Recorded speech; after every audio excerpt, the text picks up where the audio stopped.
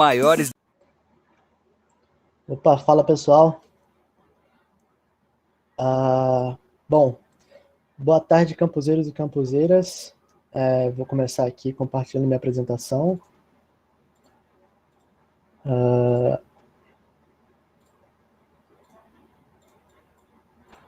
Beleza? Digam se será que vocês estão conseguindo ver já?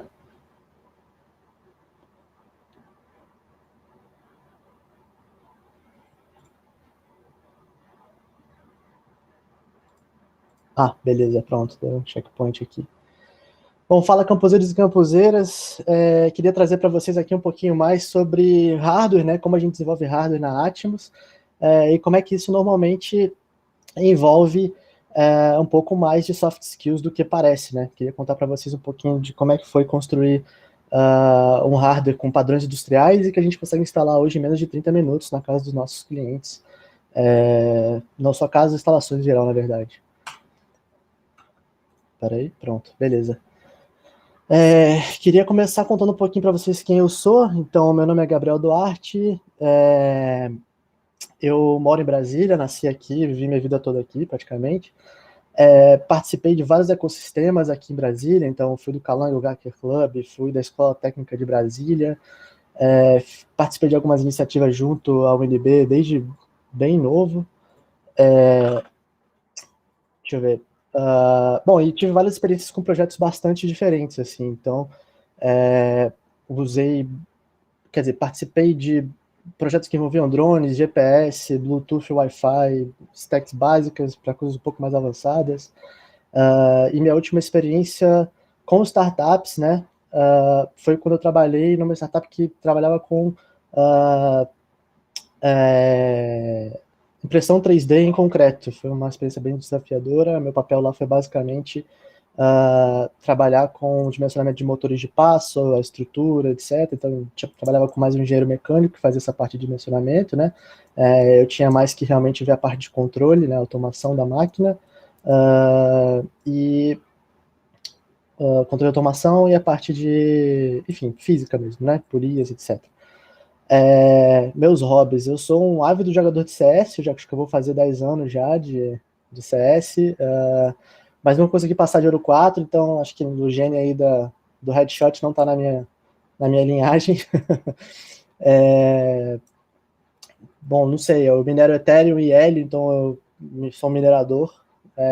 Os gamers me desculpem, né, eu estou me prejudicando com isso, mas tá valendo a pena até agora, aconselho, especialmente Helium.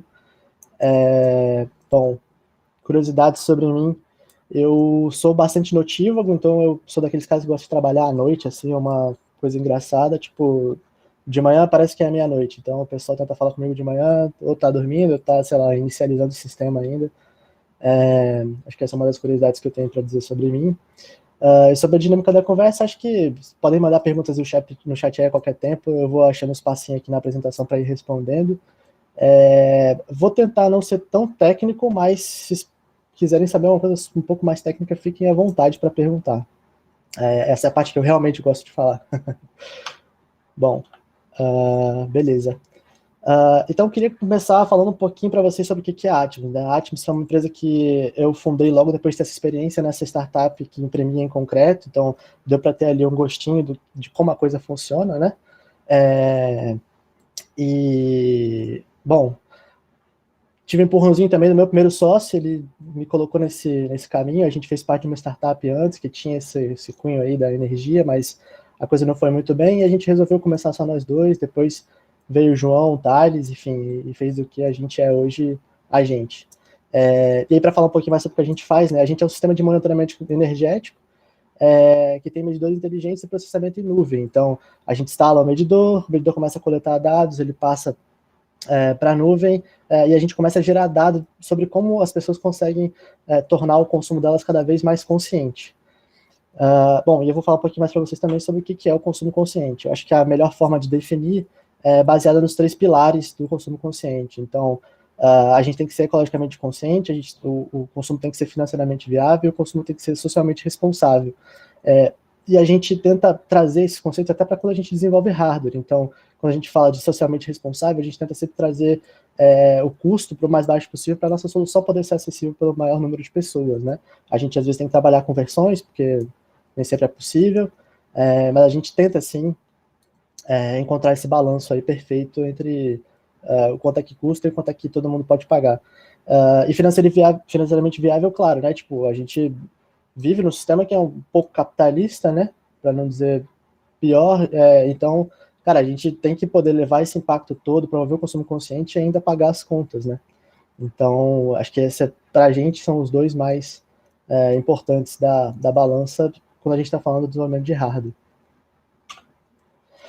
Bom, queria contar para vocês um pouquinho da nossa história. Eu trouxe uma foto desse primeiro protótipo, né? Aqui, para quem gosta do Technicase, acho que é a hora. Bom, dá para ver, a gente tem um Arduino Nano ligado no conversor de nível lógico e um monte de jumper vindo para essa plaquinha aqui que foi feita do percloreto porque a ansiedade não permitiu a gente fazer diferente, né? Tipo, chega chip, você quer testar, não tem como, então isso. O projeto estava pronto, era só, sei lá, 2 dias aqui ou, sei lá, 15 dias na fábrica da JLC PCB. E, cara, essa placa deu história, viu? Porque eu não estava acostumado a mexer em projetos que iam conectados direto à alta tensão, acabei ligando a fase no negativo dessa placa, o negativo é ligado ao mesmo negativo da USB, então foi menos um laptop para conta. Ainda bem que aquele laptop não era PC Gamer, né? Senão a gente estava mais encrencado. E aí algumas curiosidades sobre essa stack que a gente usou aqui, né? Isso aqui era um chip da Atmel, que já faz a medição de tensão e corrente, fazer medição invasiva via shunt resistor, né? E foi bastante legal para quem estava começando nessa área da medição de energia, porque aqui tem que lembrar também que não basta você ser só um desenvolvedor de hardware, você tem que ser, de alguma forma, um engenheiro eletricista, porque não um engenheiro eletricista, mas alguém que entende um pouquinho sobre a energia, porque senão você começa a não conseguir não interpretar o que você está medindo, né? E como a gente sempre teve assim, problemas em ter acesso a equipamento especializado, porque é muito caro, ou porque é muito difícil de trabalhar, etc., né? Laboratórios de certificação, enfim, a gente deu o nosso máximo aqui na época para poder chegar nesse resultado. Então, plaquinha de percloreto, essa foi a primeira versão do monofásico. Enfim, a gente conseguiu consolidar essa primeira etapa do primeiro protótipo. Eu acho que é sempre bom enfatizar que prototipar, né? A gente tem isso muito na nossa cabeça dentro da Atmos. Acho que tem uma ideia, prototipa, né? Faz MVP, a gente cicla, acerta e erra rápido. E isso aqui foi um checkpoint bastante interessante, porque foi o suficiente para a gente ser descoberto pelo Correio Brasiliense, que fez essa matéria aqui. Aí na foto estou eu e o meu sócio, o Luiz Felipe Guerra. A gente apresentou esse protótipo na época para esse pessoal. Gostaram pra caramba, e ficaram até comovidos ali pelo fato da gente ter conseguido fazer essa implementação com um orçamento tão restrito, né? Acho que, se não me engano, a gente investiu R$500 nesse protótipo, e fora o que não está aqui, né? Os transdutores, etc. Bom, e isso foi o suficiente para a gente colocar o jornal debaixo do braço, né, e ir para o mercado. Então, algumas horas de vida de dev, depois, ou seja, soldando placa, montando stencil, esse aqui é tudo conectores, as barras de cobre sólido, né, fio de cobre que a gente teve que desencapar para poder fazer o acoplamento das referências de tensão e de corrente aqui. O laptop que eu perdi lá atrás também, engraçado de comentar, ele estava vivo aqui nessa época. Mas olha lá, estação de solda, etc. Pizza aqui do lado para manter a galera acordada até madrugada. Sim, era sempre madrugada. Tive que arrastar a galera para trabalhar comigo nesse horário. Em seguida, estamos aqui já testando a parte de firmware, né? Então tá o João aqui no nosso background, né? Tirando a foto, documentando o momento, mas também já testando ali o MQTT, ver se estava tudo chegando, as mensagens. Enfim, se a gente estava chegando no nosso objetivo. E aí, o Guerrinha aqui também do lado, né? O nosso terceiro sócio.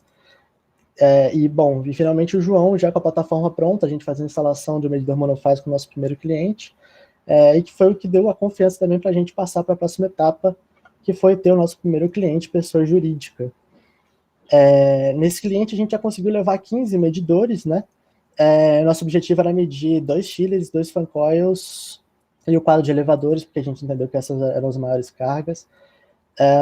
Chiller e fan coil, para quem não entende só, são os elementos, basicamente, do sistema de ar-condicionado central. O chiller ele faz a parte de resfriamento de água, etc. Os fan coils basicamente passam vento por uma serpentina onde está passando esse fluido gelado para poder causar, né, diferença de temperatura. É uma forma bem mais barata de você de arrefecer um ambiente, só que eles não sabiam quanto é que estavam gastando de energia com essa solução ainda. Então, chegamos lá com 15 medidores virados, porque não tinha tido tempo ainda de dormir, né? A gente usou cada segundo que a gente tinha disponível. Mas, cara, só 3 funcionaram. A gente teve que voltar 2 dias depois e instalar os outros 12 remanescentes. Mas, enfim, o erro era fácil de resolver, realmente foi o cansaço ali na hora que não permitiu. Mas conseguimos, chegamos ao nosso objetivo, fechamos esse contrato dos 15 medidores, a gente recebeu incomodato, né, por eles por alguns meses ali, dali para frente. E aí foi, só um minutinho. A partir desse momento, a gente começou a fazer um benchmark mais sério com quem estava no mercado, né? A gente viu que as soluções normalmente eram trifásicas, sem falar no fato de que para cada medidor desse a gente tinha uma fonte, um microcontrolador, um analog front-end, para cada medição que a gente quisesse fazer em fase, né? Aqui a gente tinha uma fonte, um microcontrolador e um analog front-end para pelo menos 3 canais. Então, essa solução ela era muito mais racional no sentido de otimização de custo, e a gente conseguiu também trazer um form factor aqui mais agradável para o cliente. Então, ele só conecta os transdutores aqui, não tem parafuso, não tem nada, né? Ficou mais bonito, a gente pensou como é que isso encaixar no quadro, ele encaixa de lado, tem um suporte aqui na lateral, as referências de tensão, a mesma coisa, a gente conseguiu fazer os cabos coloridos e a gente sempre pinta com uma canetinha aqui, pintava na verdade, porque a gente já conseguiu mudar esse formato, memorizem ele que eu vou falar um pouco mais do próximo com relação a esse aqui. Mas ele tinha todas as fitas de segurança também, né? Tipo, ele era isolado, a alimentação era isolada da parte do microcontrolador e a parte de medição era isolada do microcontrolador também, porque a gente não queria ter chance de que qualquer possibilidade de, sei lá, um ruído de alta frequência passar aqui para a parte de medição, 60 Hz, baixa frequência, né? Então a gente resolveu fazer essa medida, assim, o Wi-Fi de forma alguma podia interferir na qualidade da medida, especialmente porque a gente nesse momento ainda não tinha a fonte de calibração que permite a gente chegar em precisão, né, e repetibilidade com valores bem mais legais do que a gente tinha nessa época. Bom, e aí com essa versão a gente conseguiu instalar mais 5 medidores desse e foi o suficiente para a gente passar no processo seletivo da Cotidiana Aceleradora. Aqui em Brasília ela é a aceleradora com mais representatividade, né? Enfim, não tinha pegado, acho que nós éramos o segundo projeto de hardware que estava entrando lá na época, claro que com plataforma e tudo acoplado, né? Mas, enfim, foi o suficiente para a gente conseguir vencer essa etapa. E alguns meses depois, porque a gente fez todo um processo de aceleração, participou do VC Day, correu toda a esteira assim da forma mais padrão possível, a gente conseguiu criar o relacionamento com nossos primeiros investidores. De cara, a gente encontrou até uma turma que não deu fit logo de cara, eram muito bons, muito legais, mas eles tinham um pouco menos, falavam um pouco menos o linguajar do Venture Capital, né? A gente precisava compor rodadas, a gente ainda tem um roadmap significativo aí pela frente. Então a gente acabou fechando com a segunda oportunidade que a gente teve, na verdade, e que a gente não se arrepende de nada, óbvio, porque foi uma rodada pre-seed de R$500 mil. Aqui a gente tem gastos múltiplos, né? A gente, como empresa, precisava crescer. Mas a gente recebeu também um fomento de inovação da FAP, que foi investido 100% em hardware. Então a gente tinha mais medidores aqui a serem fabricados. Aqui a gente também tinha um lote razoável, mas a gente conseguiu complementar com esse valor da FAP. E isso traz muita flexibilidade para a operação, né? Porque a gente consegue, às vezes, colocar um medidor para fazer um teste sem exonerar a caixa da empresa, enfim. Foi a forma mais... Aliás, ajudou bastante a gente nesse sentido. Mas nem tudo são flores, né? A gente veio a pandemia, então, cara, tinha sede física, a gente teve que portar tudo para virtual, criar o Discord da turma. Thales ajudou pra caramba nessa época, várias ideias assim, então a gente é super complementar e isso é ótimo. Fala, Vinícius, vi que você entrou aqui.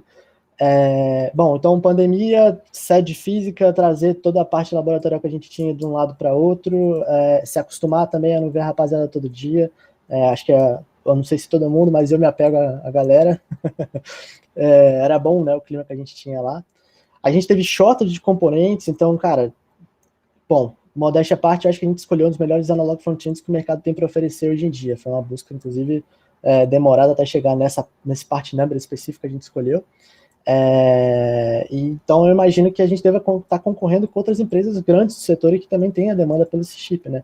Como a oferta diminuiu bastante, a gente acabou encontrando dificuldades para encontrar esse chip. E se o projeto não fosse nosso, eu admito que teria sido bastante difícil contornar esse problema. A gente começou a ter atraso no serviço, então, cara, estava tudo planejado para 3 semanas. Aí o fabricante vem e fala, olha, vou precisar de mais duas, e mais duas, e mais duas. Você chega no momento que você não sabe mais o que fazer, né? É o fornecedor de cabo, é o cara da montagem das placas, enfim, qualquer coisa relacionada. Então, foi mais uma dificuldade que a gente enfrentou.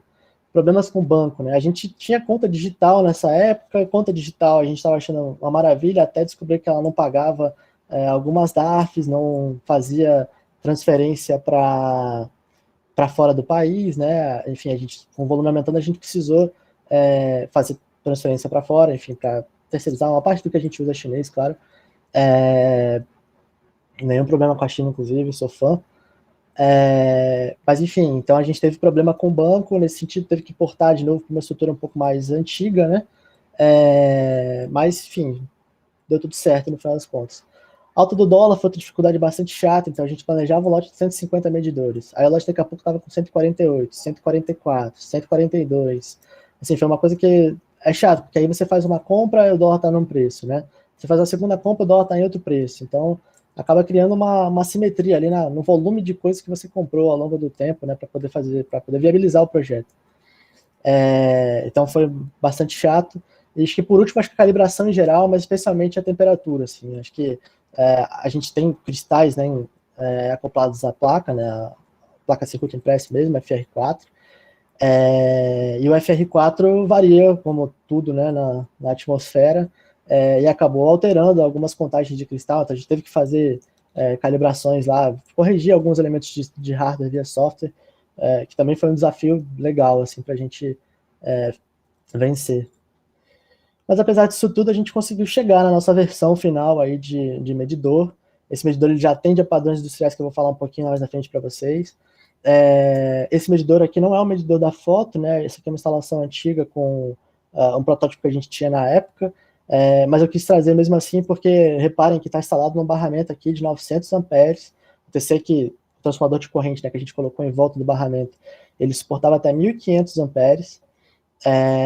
Foi feita como instalação viva, né? As pinças foram usadas para isso, então, claro que todo o equipamento de proteção necessário, não foi eu que fiz a instalação, por isso que eu só estou de máscara e sem luva, mas enfim, roupa anti-chama, bota, viseira, tudo que era necessário para a gente ter segurança nessa instalação foi feito, e a gente orgulhosamente conseguiu já fazer essa instalação em menos de 30 minutos, então a gente queria mudar a forma como esse cliente enxerga esse serviço, né? Ele não vai mais ter que agendar agora enfim, todo um trabalho com uma equipe de engenharia para desligar o local, para colocar o medidor lá, enfim.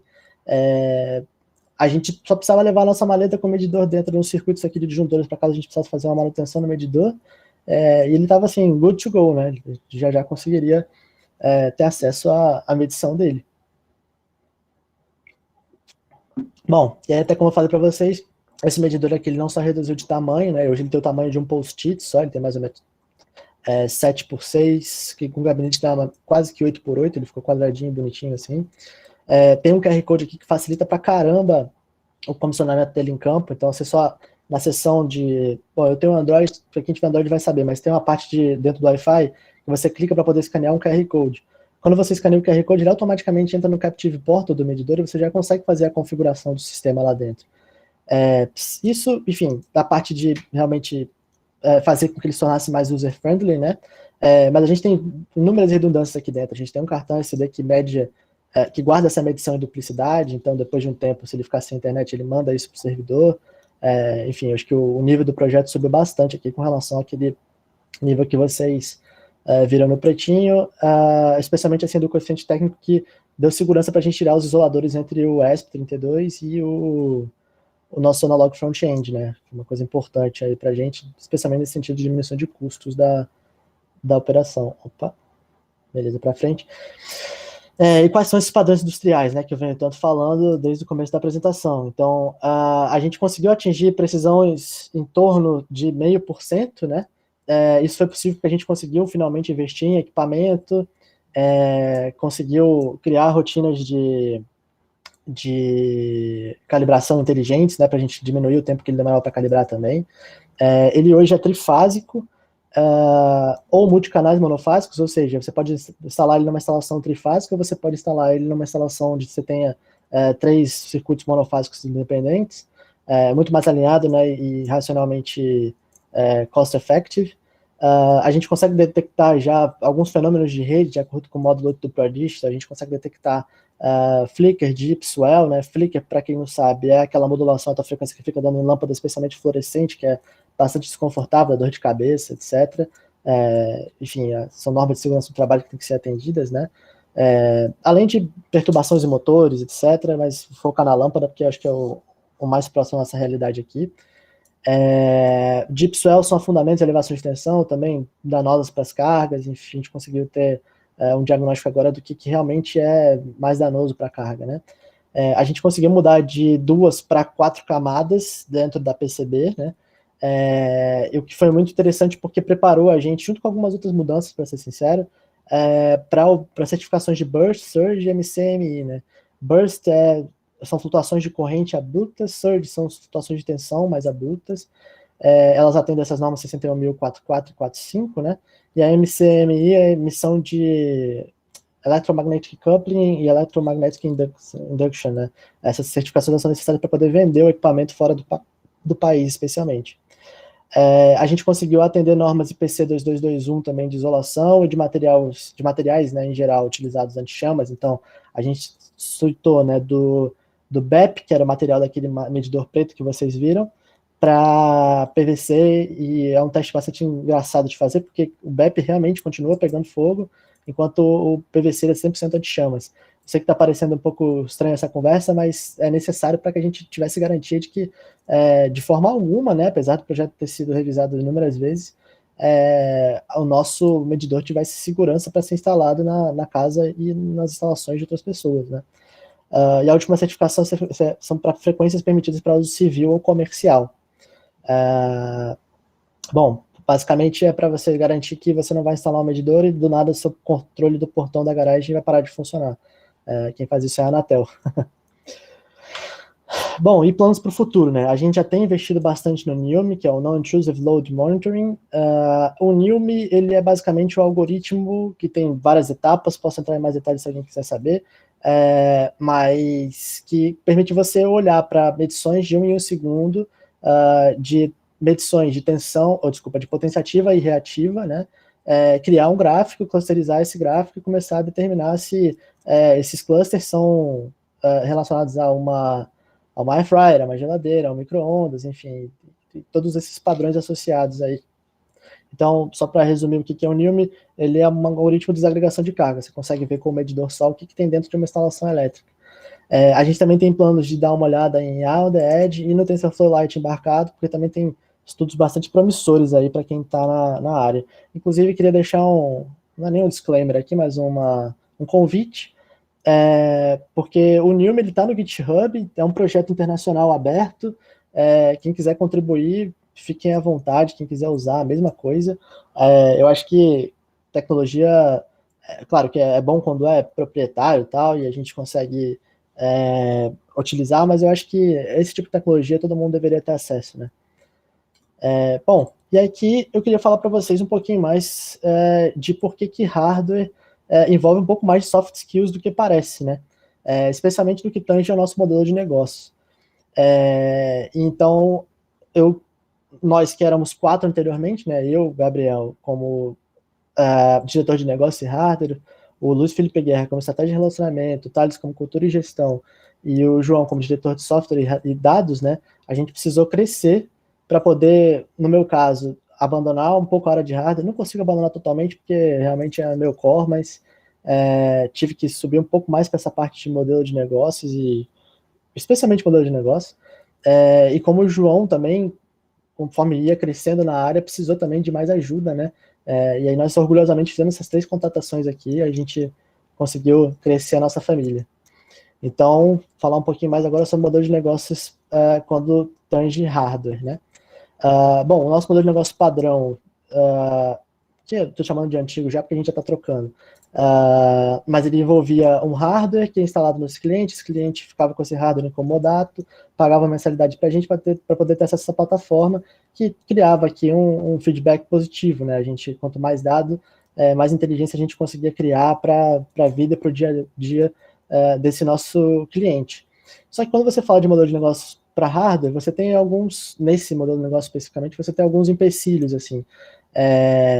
E um deles, por exemplo, é que vão te falar que, sei lá, a sua curva, em vez de crescer linearmente, exponencialmente, né, você acha o seu product market fit e daí ela cresce, ela fica um pouco quadriculada, porque você tem que fazer algumas captações, você precisa de algumas retiradas de dinheiro durante o processo da empresa para poder fabricar esses hardwares que vão ser instalados e vão poder gerar esse valor aqui, claro que mais valor do que custou, mas um valor que ele vem mais ao longo do tempo, né? Então, existem formas de mitigar esse problema, estratégias de fluxo de caixa são as mais comuns, assim. Posso falar mais sobre isso também se vocês quiserem, mas enfim, é um modelo de negócio um pouco diferente. E mesmo sendo diferente, a gente quis usar essa estratégia Slippery, que basicamente prevê pilares aí, ou base points, né, para que você tenha um modelo de negócio que tenha o mínimo de atrito ao entrar no mercado. Por isso que ele chama, curiosamente, Slippery, né? Porque ele fica mais escorregadio. E esse Slippery, o que é o Slippery, né? O Slippery, aliás, o que são alguns pilares que tem dentro do Slippery?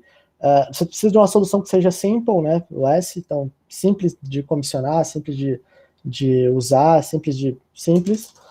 Você precisa de uma solução que seja low to no initial cost. Esse é um problema que a gente conseguiu contornar recentemente, eu vou mostrar para vocês no próximo slide. Installs easily, então foi aquilo que eu estava falando para vocês sobre a experiência com as empresas de engenharia tradicionais, né? A gente não quer seguir por esse caminho, a gente quer que seja instalado em 30 minutos e que não dê dor de cabeça para ninguém. Proves value quickly, então ele tem que provar o valor dele rapidamente, né? Normalmente a gente quer uma resposta rápida, o que é um desafio, porque normalmente você instala o sistema, ele precisa de um mês de medição, mas a gente também conseguiu contornar esse fator.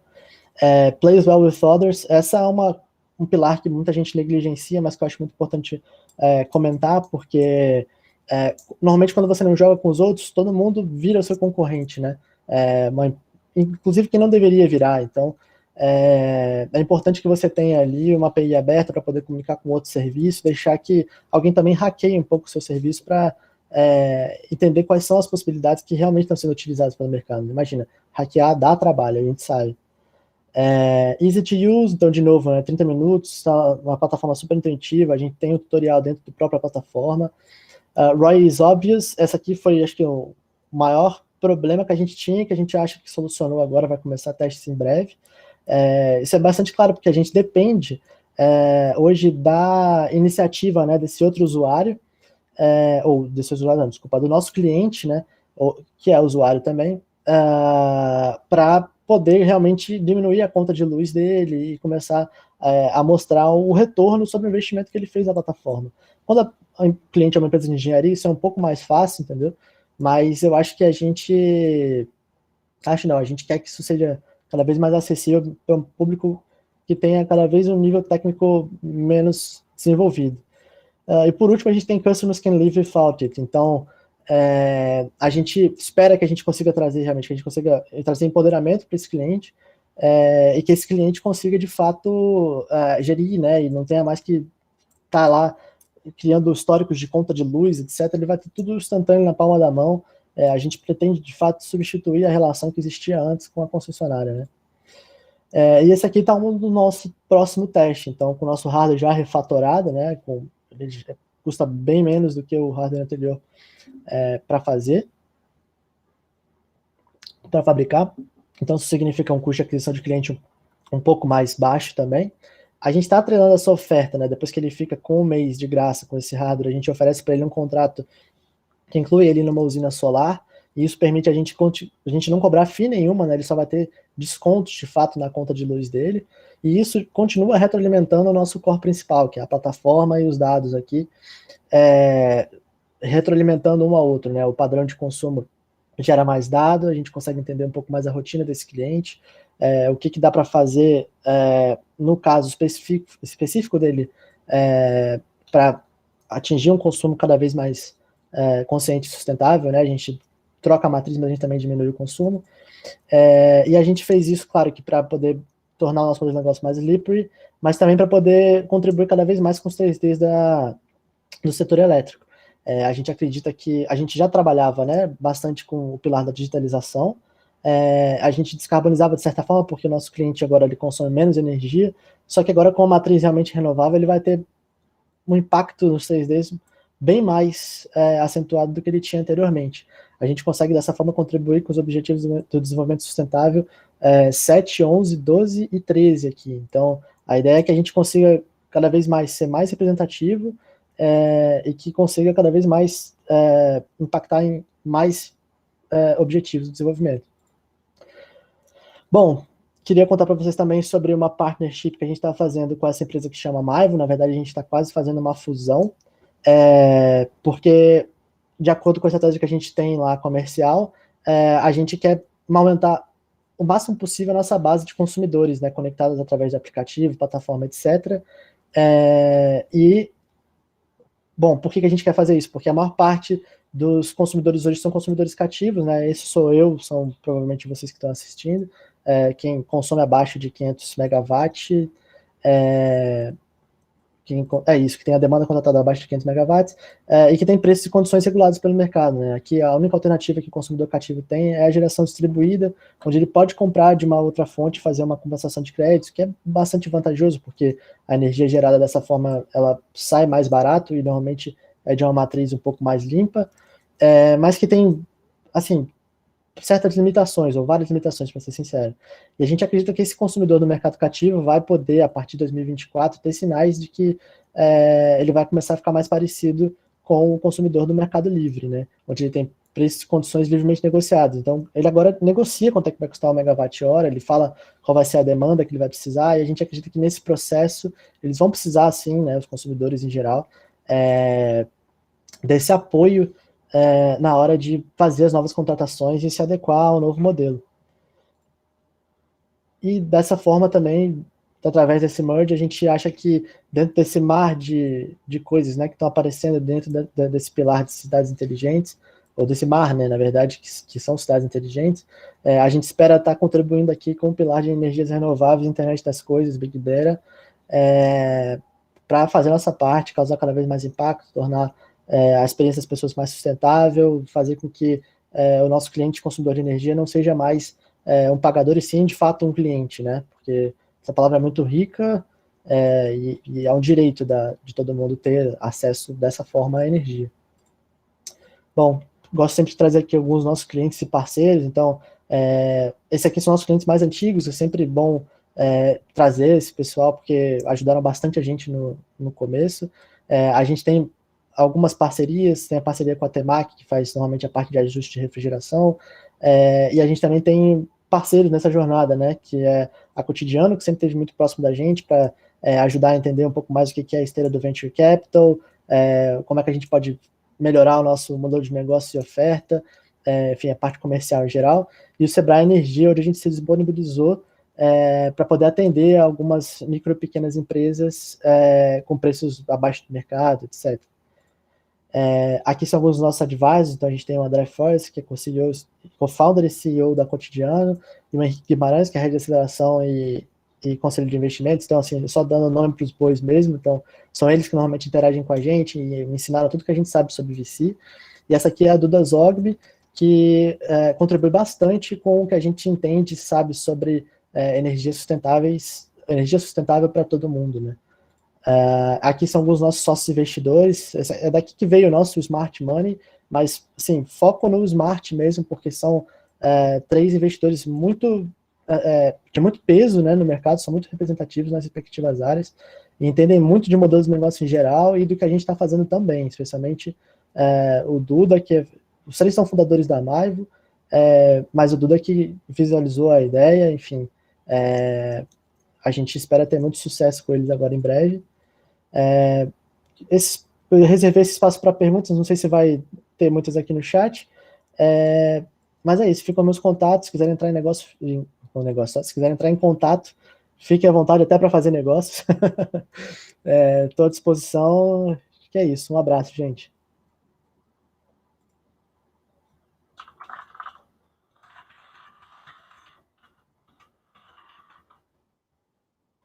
Deixa eu ver, uma dúvida.